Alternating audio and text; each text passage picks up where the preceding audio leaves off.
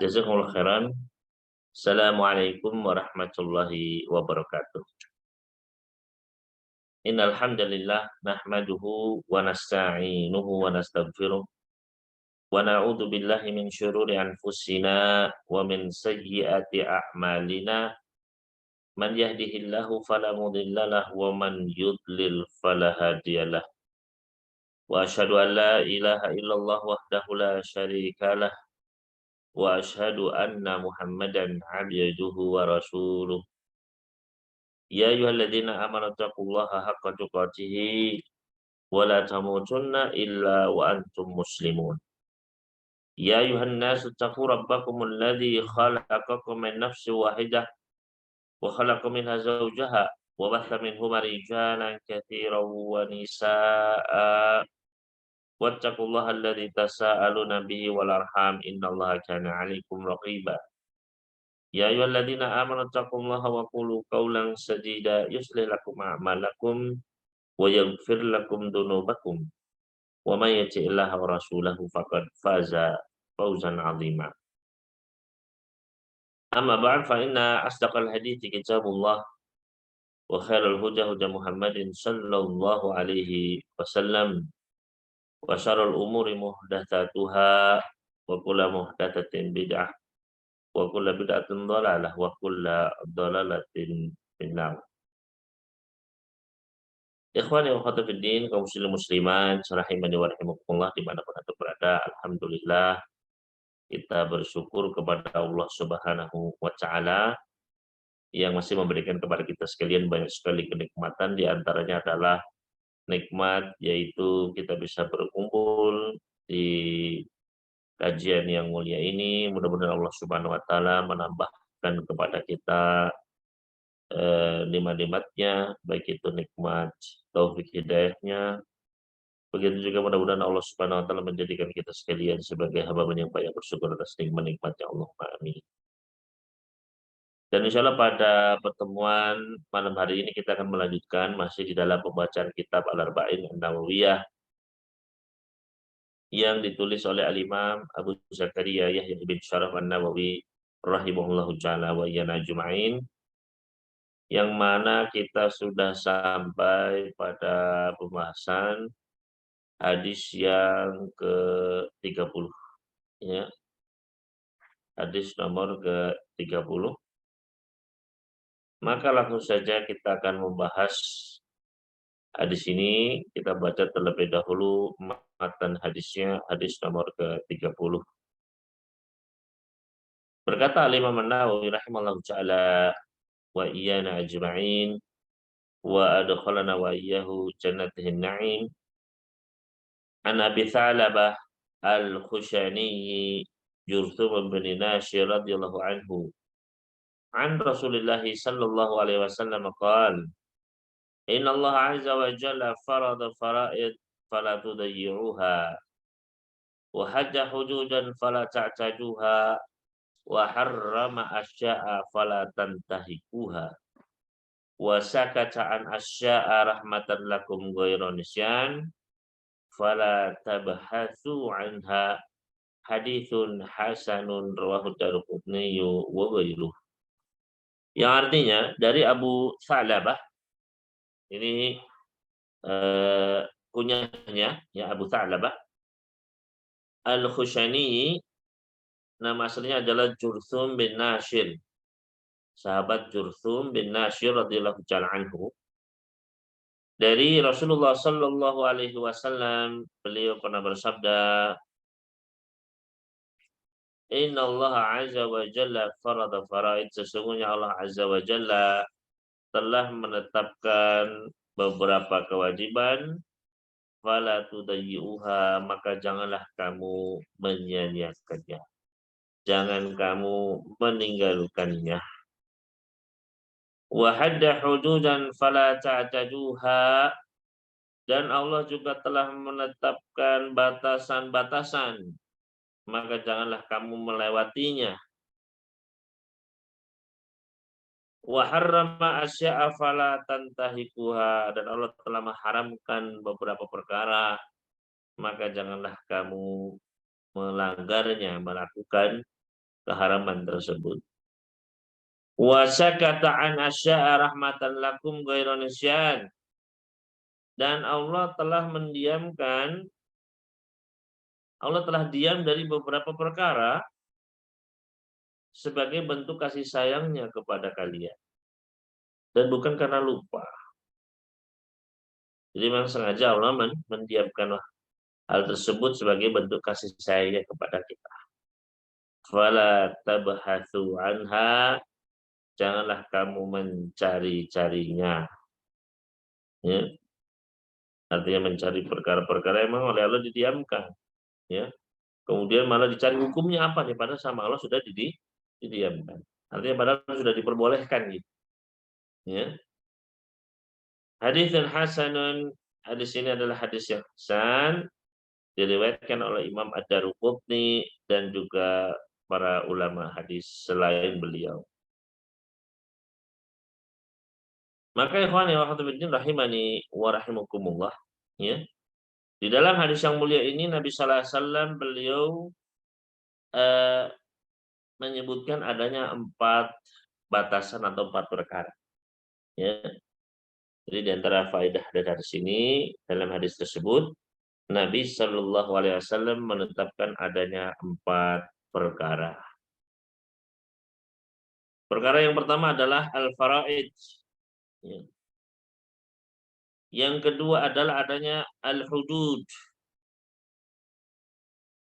Kemudian yang ketiga adalah al-muharramat. Dan yang keempat adalah al-maskutu anhu. Di sini ada 4 perkara yang disebutkan dalam hadis ini. Yang pertama adalah al-faraid. Yang kedua adalah al-hudud. Yang ketiga adalah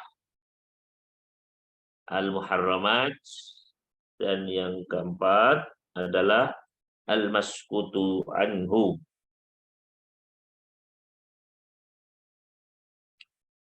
Kemudian faedah lainnya dari hadis ini, ya, bahwasanya hadis ini merupakan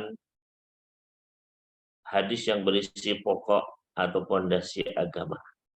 Ya, hadis yang berisi menjadi salah satu pokok atau pondasi agama, dan ini adalah salah satu kelebihan dari kitab Al-Arba'in An-Nawawiyah ini, yaitu Al-Imam An-Nawawi dalam kitab ini mengumpulkan hanya hadis-hadis yang merupakan pokok agama. Jadi hadis-hadis yang merupakan inti agama. Nah, salah satunya adalah hadis ini, hadis Abu Tha'labah. Berkata Al-Imam Abu Bakar Ibnu Sam'ani rahimallahu ta'ala, beliau berkomentar, hadal haditsu aslun kabirun min usuluddin. Hadis ini merupakan asal kabir, ya, pokok utama, ya, di antara pokok-pokok dasar agama. Jadi kata beliau, kata Ibnu Sam'ani, hadis ini merupakan salah satu hadis pondasi pokok agama. Ya. Beliau kemudian melanjutkan, faman amila bihadzal hadis, barang siapa yang dia bisa mengamalkan hadis ini. Barang siapa di antara kita malam ini belajar hadis ini kemudian kita bisa mengamalkannya, ya. Kata beliau, faqad hadzal sawab, maka dia akan mendapatkan ganjaran pahala. Wa aminal iqab, dia akan selamat dari hukuman dosa.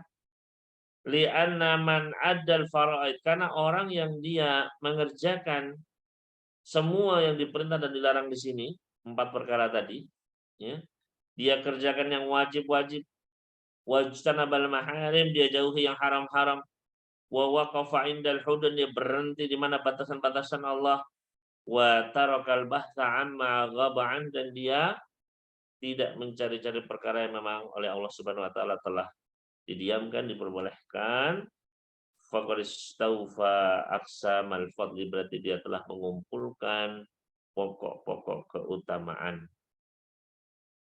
Wa aufa huquqad-din, berarti dia telah memenuhi hak-hak Islam, hak-hak agama.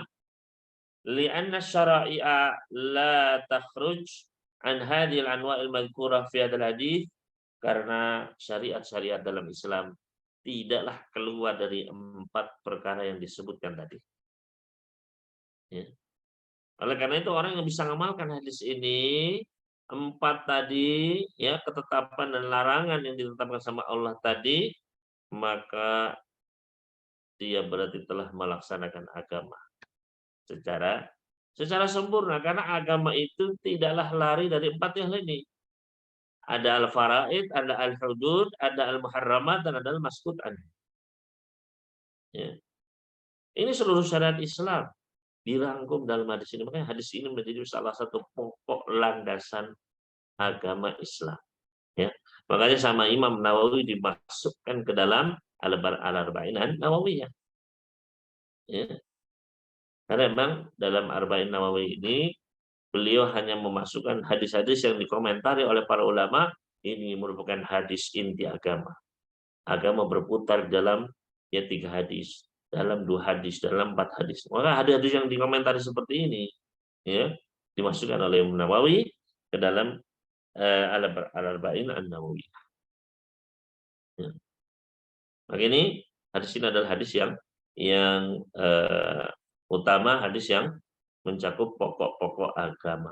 Kemudian ikhwan fillah rahimani wa rahimakumullah, ya, disebutkan tadi ada 4 perkara. Maka mari kita membahas satu persatu dari keempat hal tersebut. Yang pertama tadi adalah al-faraid, ya, kewajiban.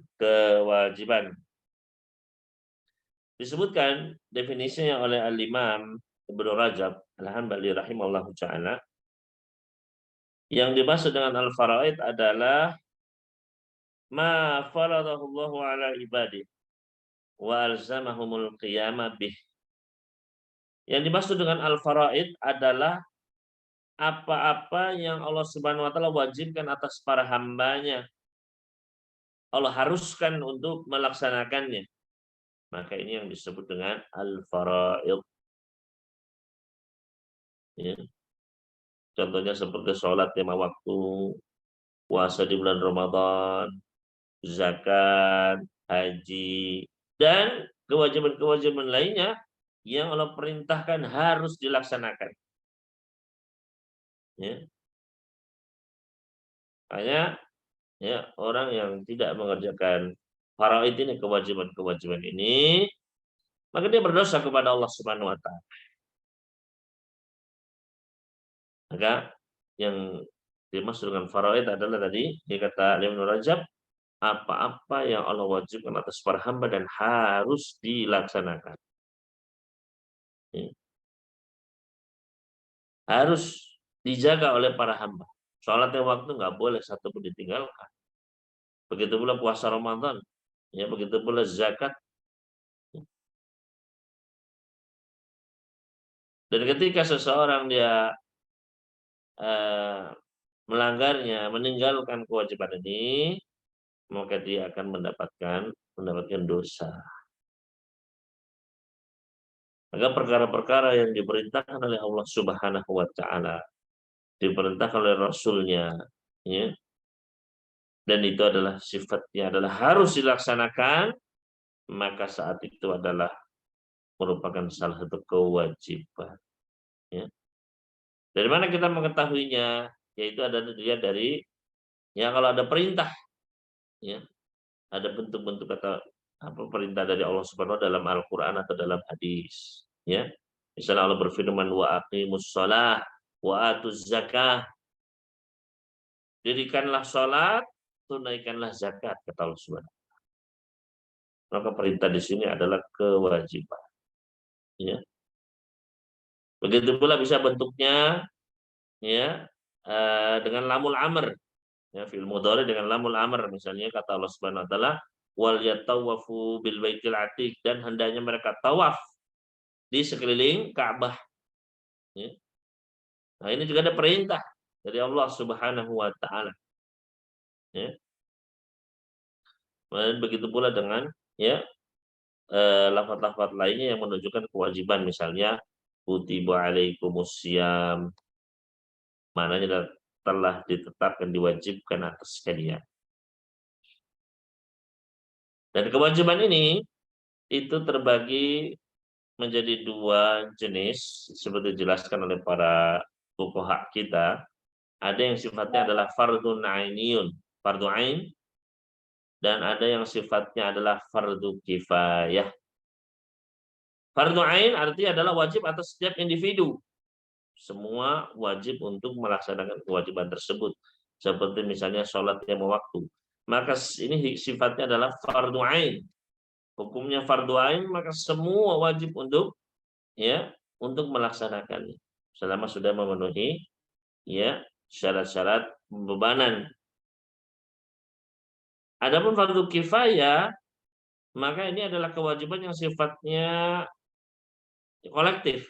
Kalau sudah ada beberapa orang yang mengerjakannya, jumlah yang cukup telah menunaikannya, saqata 'anil baqin, maka yang lain yang tidak mengerjakan tidak berdosa. Seperti misalnya menyelenggarakan jenazah, ya. Kalau sudah ada yang menyelenggarakan jenazah, menguburkannya, menyolatkannya, ya.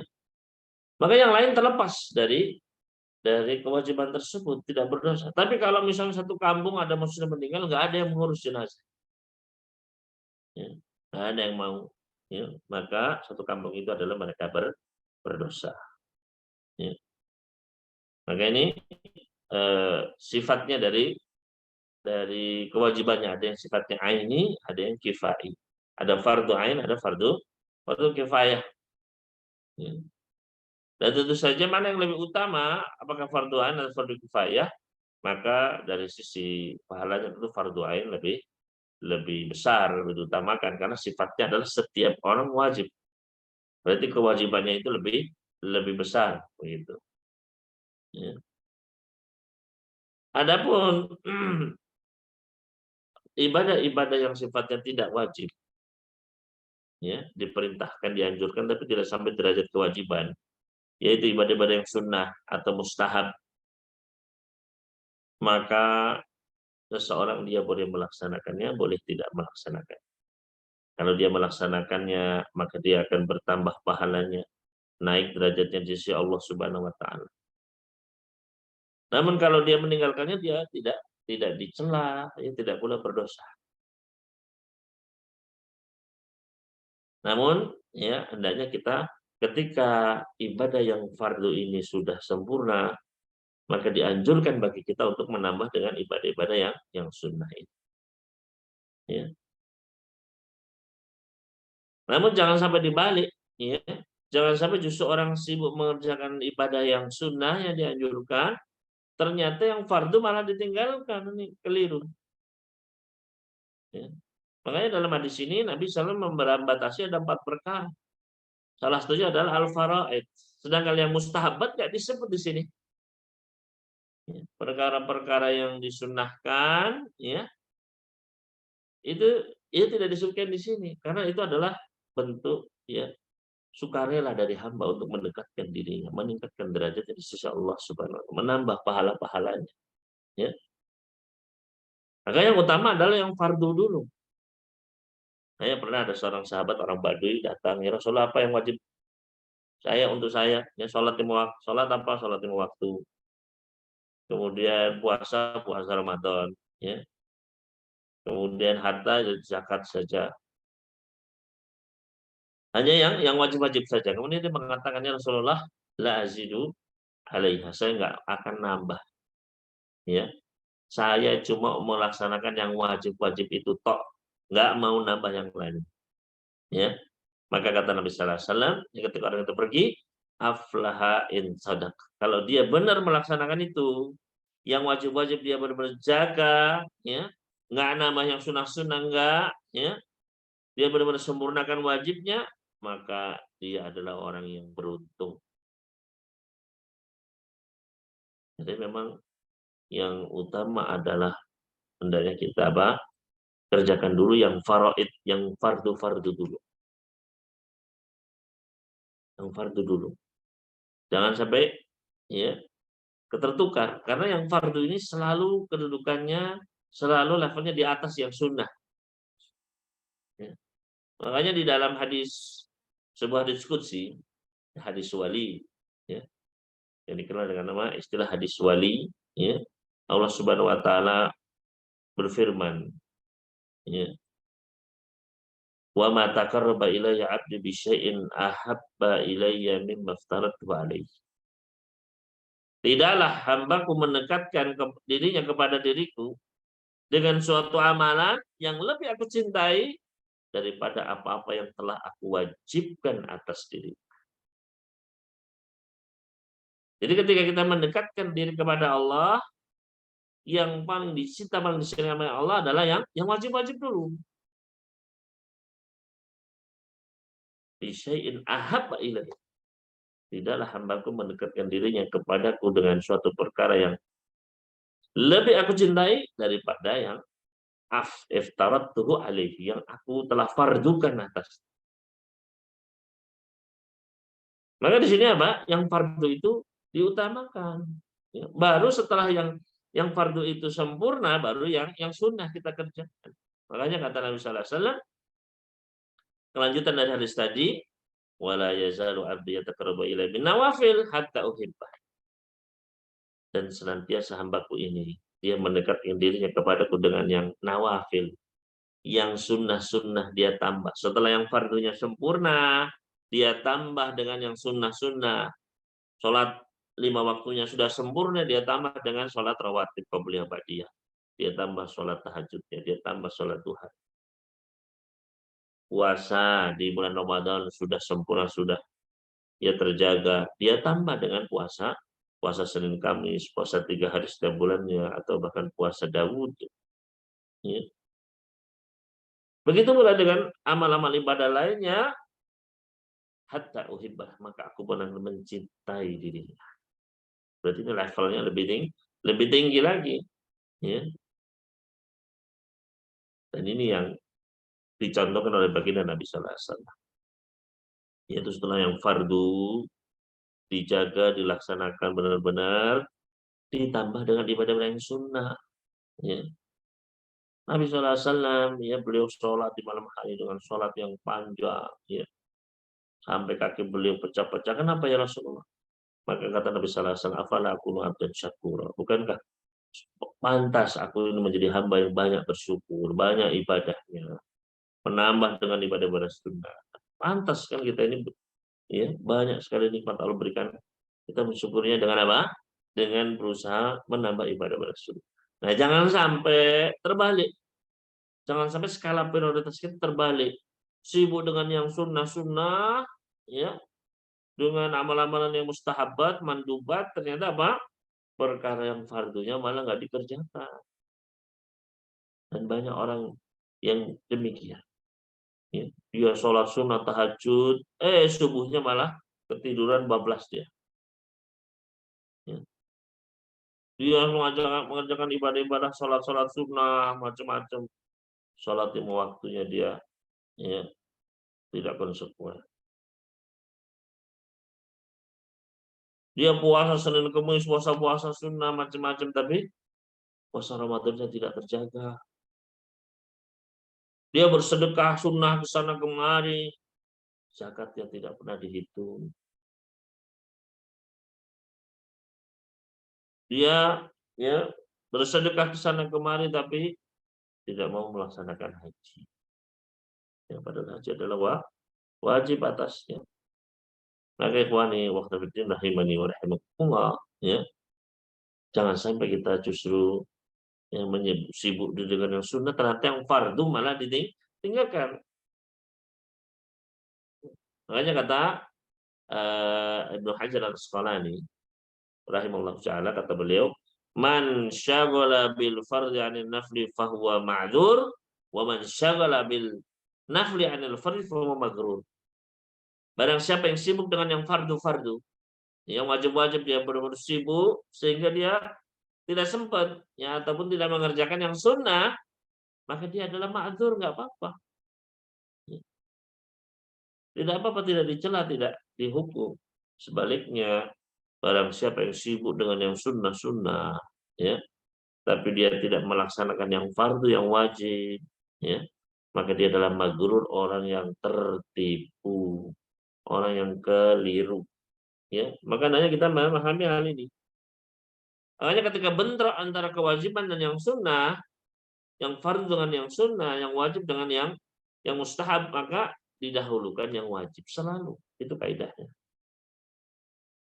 Punya uang, punya harta, ya, apakah haji dulu ataukah untuk sedekah dulu, ya, untuk bangun masjid atau untuk apa, maka harus, ya, kewajiban terlebih dahulu, yaitu apa?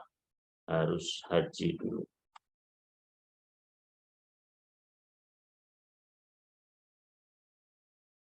Maka didahulukan. Ini kaidahnya. Makanya ketika seorang istri, ya, seorang istri dia mau puasa sunnah, maka diperintahkan oleh Nabi Sallallahu Alaihi Wasallam untuk apa? Minta izin kepada suaminya. Bahkan kalaupun istri tersebut sudah puasa sunnah, sedang masak di dapur, dipanggil oleh suaminya, dia memiliki kebutuhan, ya, disuruh batal, maka harus batal puasa sunnahnya tersebut. Ya. Karena mentaati perintah suami hukumnya adalah wajib atas istri, sedangkan puasa sunnah hukumnya sunnah. Ya. Maka didahulukan yang wajib. Nah ini, rahimani rahimakumullah, yang pertama faraid. Faraid ini penting.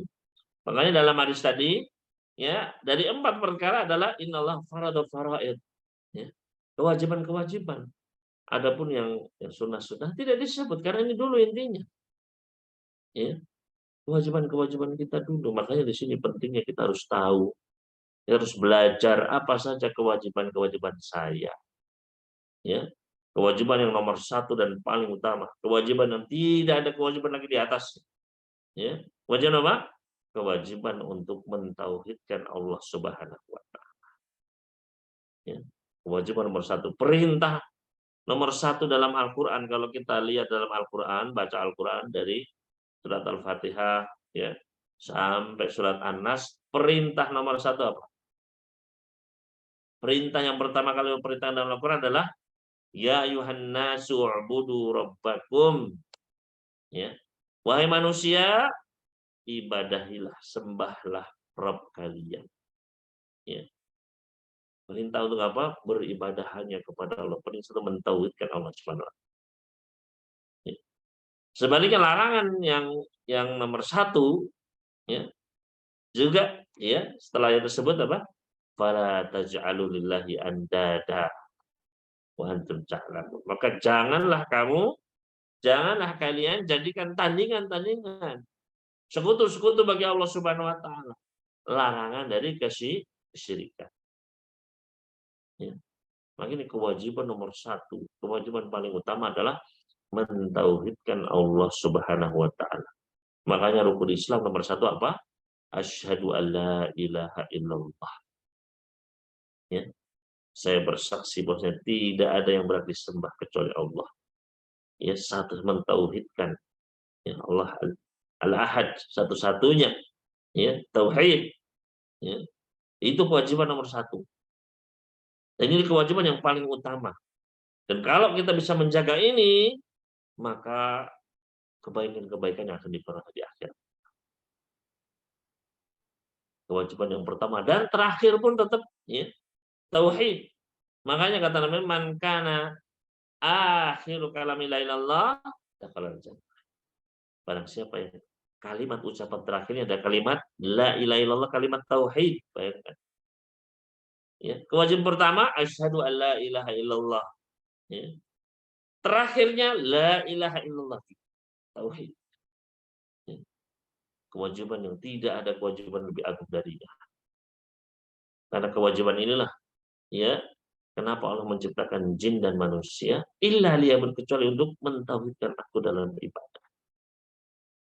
Tujuan diciptakannya seluruh alam semesta ini. Tujuannya diutus para rasul.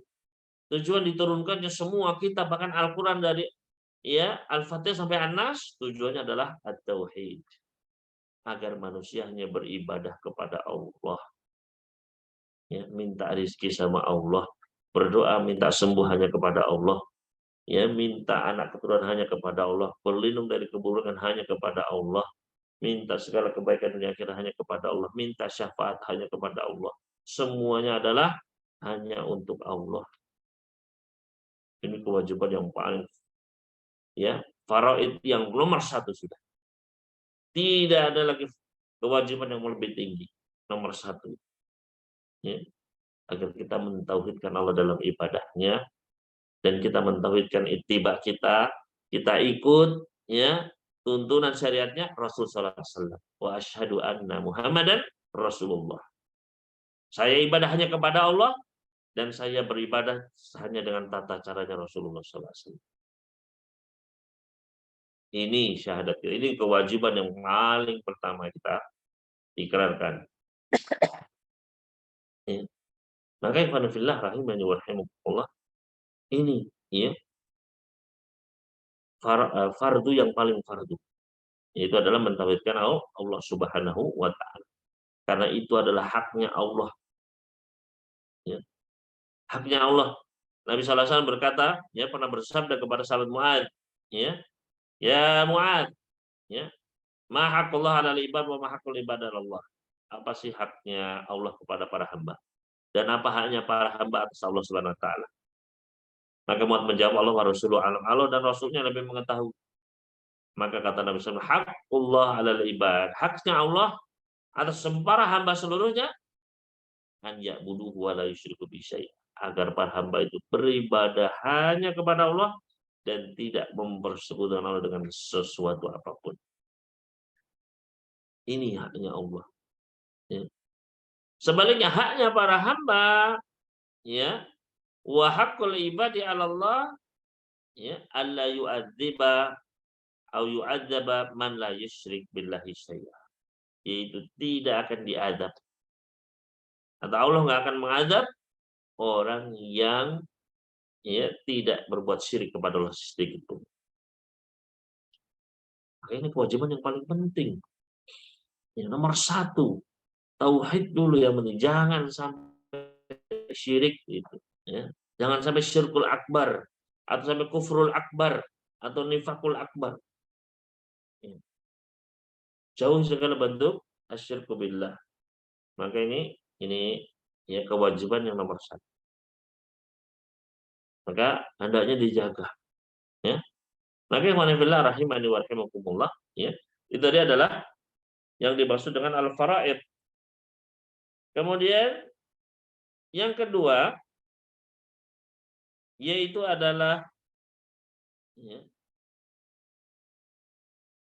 wa hadda hududan, yaitu al-hudud. Apa yang dimaksud dengan al-hudud? Ya. Yang dimaksud dengan al-hudud yaitu adalah allati naha an i'tidaiha, yaitu perkara-perkara atau batasan-batasan yang Allah larang untuk melewatinya. Ya.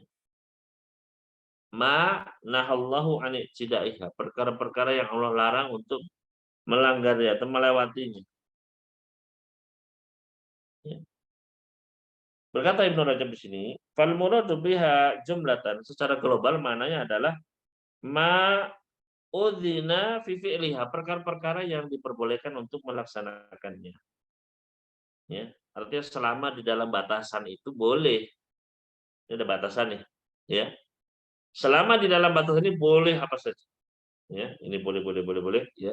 Tapi kalau melewatinya itu yang nggak boleh. Ya.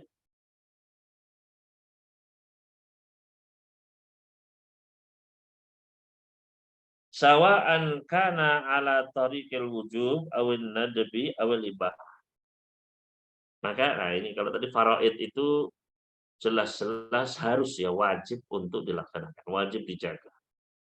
Nah, kalau hudud ini adalah batasannya. Batasannya Allah Subhanahu wa taala telah tetapkan. Nah, di dalam batasan ini itulah yang perkara-perkara yang dianjurkan masuk di situ, ya. Yang sunnah, yang mandub, yang mustahab masuk di situ. Ya. Juga perkara-perkara yang mubah juga masuk di situ, boleh dilakukan. Ya.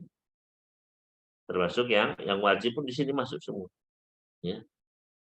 Maka jangan sampai melintasi batasan-batasan Allah Subhanahu wa taala tersebut. Ya. Maka batasan ini yang menetapkan adalah apa? Allah Subhanahu wa taala Rasulnya. Ya, seperti tadi kewajiban-kewajiban juga yang menetapkan adalah Allah. Ya. Maka batasan-batasan ini juga yang menetapkan adalah Allah Subhanahu wa taala. Maka apa yang telah Allah batasi ini tidak boleh dilanggar. Ya.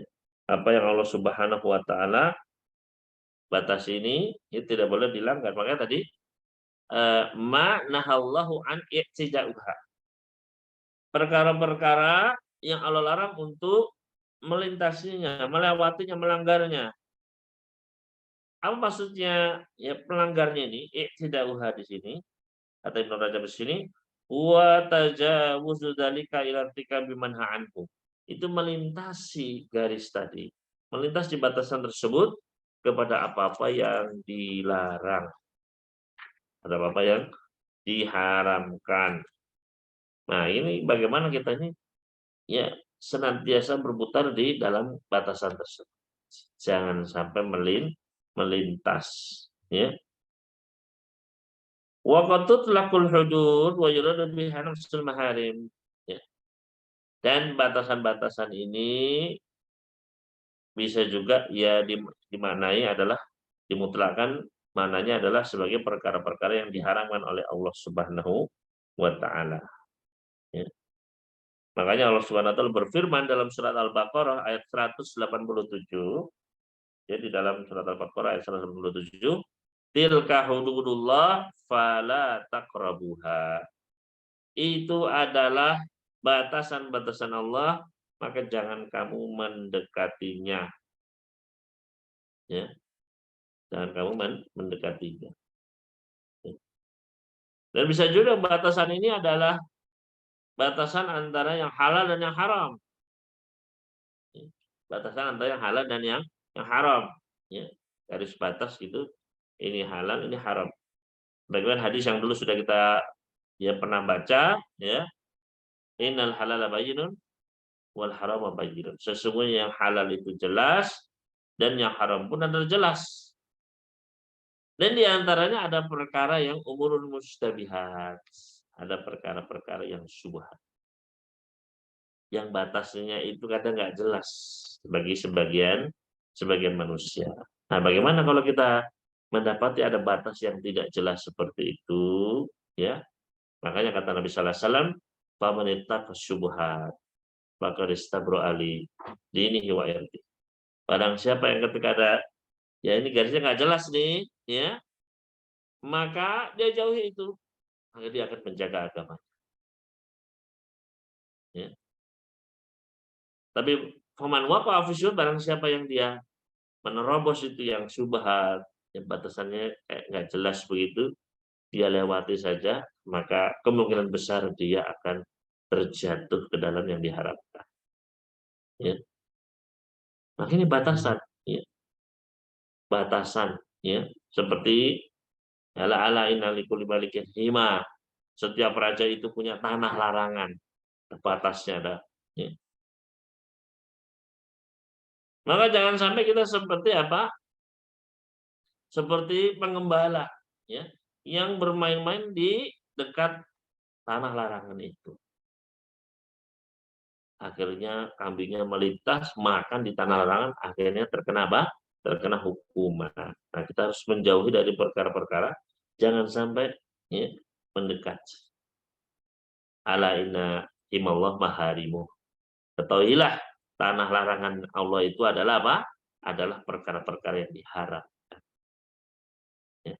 Jadi kalau bisa tadi apa? Al-faraid yang wajib-wajib, ya. Terus jauhi ini batasan ini.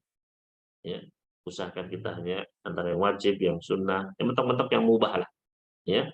Wajib, sunnah, mubah. Ya. Kalau melewati batasan itu sudah yang haram. Ketika ada remang-remang, ya, ada yang subhat, mundur saja, jauhi. Jangan kita nerobos yang subhat tersebut. Tinggalkan. maka selamat agama kita. Makanya di sini kata Allah Subhanahu wa taala, wa hadda hududan fala ta'taduha. Allah sudah tetapkan batasan hudud, ya. Maka jangan melewatinya, ya. Jangan sampai dari yang halal, ya, kemudian kita melintas kepada yang haram, ya. Ini yang kedua, hudud, ya. Kemudian yang ketiga, ya, juga di antara makna hudud ini adalah hukuman, ya, hukuman yang Allah tetapkan, ya, misalnya hadduz zina, ya, haddus sariqah. Had di sini maknanya adalah hukuman, ya, yang dijelaskan oleh para fuqaha kita, ini di antara mana al-hudud, ya. Maka ini kalau hudud ini tidak boleh, juga tidak boleh dilanggar. Kalau sudah ditetapkan jatuh, ya, hukuman tersebut, ya, hadnya sudah ditetapkan oleh hakim, maka tidak boleh untuk dibatalkan. Makanya ketika ada seorang wanita dari Bani Makhzum yang mencuri, ya, dibawa ke hadapan Rasulullah, dihukumi sudah potong tangan, ya. Maka keluarganya berusaha untuk menego, gitu, ya, melalui Usamah bin Zaid, sahabat yang dicinta oleh Nabi Sallallahu Alaihi Wasallam. Maka ketika Usamah menyampaikan bagaimana kalau hukumannya itu ya, apa boleh atau gimana begitu, ya, marah Nabi Sallallahu Alaihi Wasallam, ya, atas fa'u fi haddin min hududillah, ya. Apakah kamu mau, ya, memberi syafaat, ya, mau menego, ya, di dalam had hukuman, di antara hukuman yang sudah Allah tetapkan, ya. Allah sudah menetapkan, sudah jatuh, ya, sudah, ya, tetap, terus mau dinego gitu, ya. Maka Nabi Sallallahu Alaihi Wasallam bersabda, wa aimullah lau anna Fatimah binti Muhammad sarakat laqata'tu yadah. Kalau yang motong adalah putri saya Fatimah, ya, saya tetap akan potong tangan, ya. Muttafaqun alaih. Maka ini menunjukkan apa? Ya, kalau sudah ditetapkan had, ya, maka harus dilaksanakan, ya.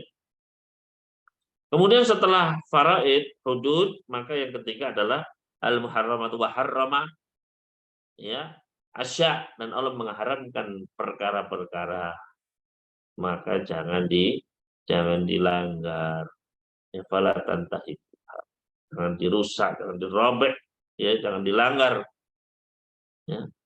Apa yang dimaksud dengan muharramat? Berkata Ibnu Rajab di sini, fahiyallati hamahallahu ta'ala, perkara-perkara yang dicegah, ya, dilindungi oleh Allah Subhanahu wa taala, wa mana'a min qurbaniha, dan Allah melarang untuk mendekatinya, wartikabiha wa intihakiha, Allah melarang untuk melakukan dan melanggar perkara tersebut, ya. Makanya tadi ala inna likulli malikin hima, ala himallah maharimu, ya. Ketahuilah bahwa semua raja itu punya tanah larangan. Dan Allah juga punya tanah larangan, yaitu apa? Perkara-perkara yang Allah haramkan, yang enggak boleh. Orang yang melakukannya dosa, ya, seperti misalnya, ya, minum khamr, riba, zina, dan sebagainya, dosa-dosa, yang ghibah dan sebagainya, ya. Dan yang haram, yang larangan yang paling tinggi, tidak ada, ya, lebih tinggi lagi adalah, ya, tidak ada dosa yang lebih atas darinya, yaitu dosa asyirku, bila berbuat syirik kepada Allah Subhanahu wa taala. Ya, karena pelakunya dia terancam kalau sampai melakukan syirik, nggak taubat, meninggal, ya, maka akan gugur semua amalannya. Kemudian dia akan tidak diampuni dosanya, diharamkan baginya surga, dan dia akan kekal di dalam neraka. Waliyadzubillah. Ini bahaya kalau larangan yang paling besar dilanggar. Dan banyak orang yang melanggarnya, ya. Padahal larangan pertama dalam Islam tadi apa? Fala taj'alu. Ya, dalam Al-Qur'an, larangan pertama dalam Al-Qur'an, fala taj'alu lillahi andada. Jangan jadikan tandingan-tandingan bagi Allah Subhanahu wa taala. Ya. Allah yang sudah menghamparkan bumi bagi kita, Allah yang sudah menciptakan langit sebagai atapnya, Allah yang sudah menurunkan hujan dan menumbuhkan tanaman-tanaman bagi kita. Kemudian kita malah berdoa kepada selain Allah Subhanahu wa taala. Ya, kita malah minta, ya, tunduk, takut kualat, ya, kepada selain Allah Subhanahu wa taala. Nah, ini, ya, adalah yang ketiga yang diharamkan, ya. Baik diharamkan melakukannya atau diharamkan untuk memakannya, ya. Allah Subhanahu wa taala firman misalnya, wala taqrabuz zina, jangan dekat-dekat zina. Larangan dari Allah, nggak boleh, ya, diharamkan. Atau yang dimakan, hurrimat alaikumul maitatu, diharamkan atas kalian bangkai, memakan bangkai. Ya. Maka ini perkara yang dilarang, baik perbuatan yang dilarang atau ucapan, ya, ataupun benda-benda dilarang, ya. Seperti misalnya yang dilarang benda-benda adalah untuk dipakai misalnya adalah emas bagi kaum pria, ya, diharamkan bagi kaum laki-lakinya dan dihalalkan bagi kaum wanitanya, kata Nabi sallallahu alaihi wasallam. Ya. Maka ada yang diharamkan ini baik itu perbuatan atau perkataan atau juga benda-benda yang dipakai dan juga benda-benda yang dimakan, ya, atau diminum atau dikonsumsi, ya. Maka semuanya ini harus dijauhi. Karena Nabi sallallahu alaihi wasallam berpesan, "Wa ma nahaitukum anhu fantah." Apa yang aku larang, berhenti sudah. Ya. Apa yang beliau larang, apalagi sampai derajat haram, sudah tinggalkan. Ya. Kemudian yang terakhir, yang keempat adalah al-maskutu anhu, yang didiamkan, ya, yang didiamkan. Adapun kata Ibnu Rajab di sini, fahuwa malam yadhkur au yudhkar hukmuhu, perkara-perkara yang tidak disebutkan hukumnya, ya, bitahlil, baik itu secara penghalalan, wala ijab ataupun kewajiban, wala tanu ataupun pengharaman, ya, fayakunu ma'fuwan anhu, maka dia adalah sesuatu yang diperbolehkan. La haraja ala fa'ili, tidak mengapa untuk dilakukan atau dikonsumsi, ya. Maka ini kembali kepada hukum asal. Al aslu fil asya al ibahah, hukum asal segala sesuatu benda itu adalah boleh, ya. Hukum asalnya adalah boleh sampai datang dalil yang mengharamkannya. Ini dalam masalah-masalah dunia, dalam masalah-masalah, ya, benda-benda, itu hukum asalnya boleh semua. Ya.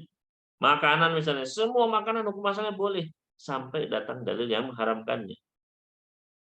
Jadi jangan kita itu, ini makanan ini halal, apa dalilnya Ustaz? Nah, kalau untuk halal itu nggak butuh dalil, ya, karena hukum asalnya boleh, ya.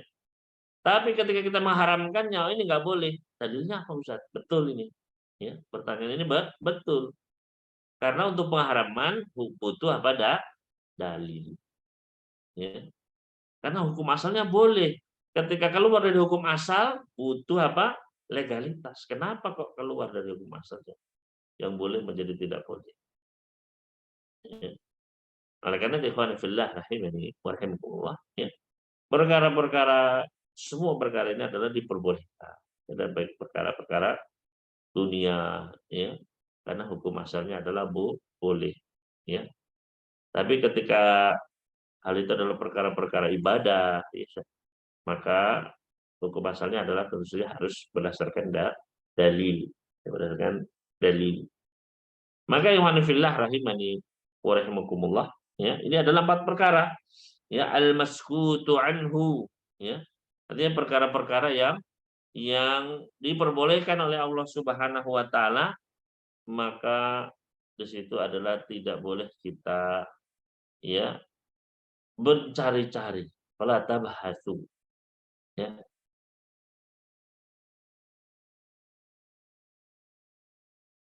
Maka ikhwan fillah rahimani wa rahimakumullah, Ya. Inilah yang menjadi dasar bahwasanya hukum asal segala sesuatu adalah diperbolehkan. Ya. Makanya dilarang betul fala tabhath anhu, nggak usah dicari-cari.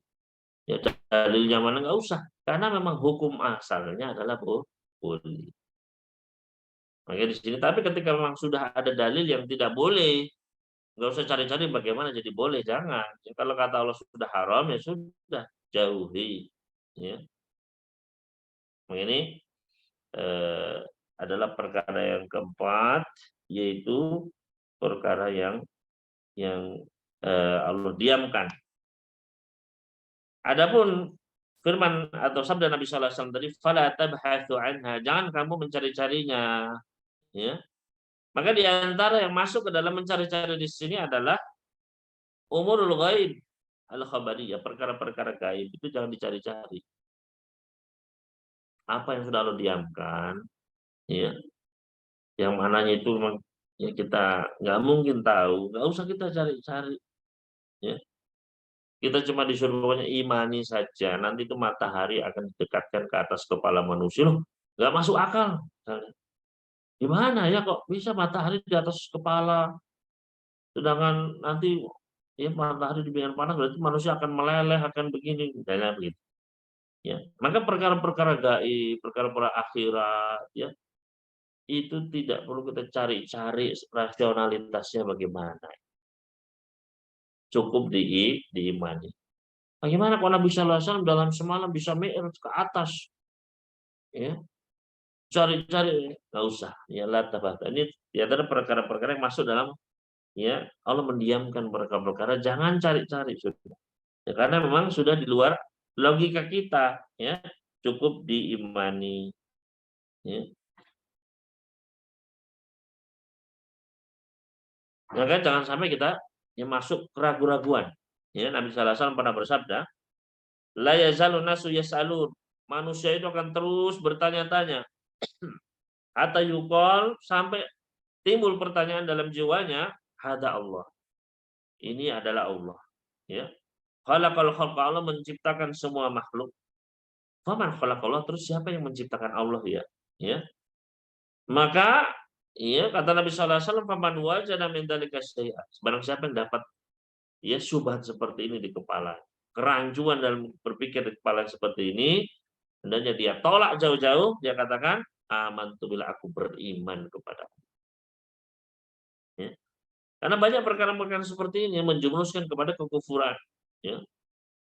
Ya. Misalnya Allah Maha Mampu. Ya. Mampukah Allah menciptakan sesuatu yang lebih besar dari dirinya? Ya. Padahal Allah Allahu Akbar. Ya. Apakah mungkin bisa ya menciptakan sesuatu yang lebih besar dari, nah ini pertanyaannya sudah salah. Ya. Sudah kekufuran sendiri. Maka cukup kita kan ya amantu billah. Saya beriman kepada Allah Subhanahu wa taala. Ya. Ya, maka ini harus kita ucapkan. Ya seperti apa ya Allah itu, bentuknya apa? Ini pertanyaan ini dijauhi. Ya. Jangan kita cari-cari. Perkara yang memang sudah Allah diamkan, ya. Kita pun diamkan, ya. Tidak perlu mencari-cari. Nah, ya. Maka ikhwan fillah rahimani wa rahimakumullah, ya. Eh, di akhir hadis tadi disebutkan bahwasanya perkara yang didiamkan oleh Allah Subhanahu wa taala ini adalah bentuk rahmatan, ya. Bentuk kasih sayang Allah kepada kita para hambanya, ya. Ghairu nisyan, bukan bentuk Allah itu lupa, ya. Allah sendiri berfirman, la yadillu rabbi wa la yansa. Rabbku nggak akan keliru dan nggak akan lupa. Begitu Allah firman, wa makana rabbuka nasiya. Rabbmu tidak akan lupa. Ya. Maka Allah Subhanahu wa taala adalah zat yang maha sempurna, yang jauh dari segala bentuk kelupaan. Maka ketika didiamkan, berarti memang Allah sudah bolehkan, nggak usah cari-cari, ya. Sudah tenang aja pokoknya kita, ya lakukan. Kalau semua tidak ada ya dalil yang mengharamkannya, maka bismillah sudah. Nah, ini bentuk apa? Bentuk rahmat Allah atas kita para hamba. Ya. Dan ya, faedah yang terakhir, ya, maka dari hadis ini kita mengetahui bahwasanya yang mewajibkan, mengharamkan, yang menetapkan batasan, yang menetapkan ya ibadah semuanya adalah Allah Subhanahu wa taala, ya. Melalui syariat ini turun melalui Rasulnya, maka hendaknya segala bentuk ibadah keyakinan kita, ya, maka semuanya adalah disandarkan kepada Allah dan Rasulnya. Jangan kita membuat tata cara beribadah sendiri. Jangan kita sembarangan mengharamkan apa yang Allah halalkan atau sebaliknya, ya. Makanya Allah larang, ya, eh, manusia untuk, ya, mengharamkan apa yang dihalalkan oleh Allah dan sebaliknya, ya. Makanya ini hendaknya kita perhatikan semuanya kita kembalikan kepada Allah dan Rasulnya, kepada Al-Quran dan hadis Nabi Sallallahu Alaihi Wasallam yang keluar melalui lisan Nabi Sallallahu Alaihi Wasallam. Ya.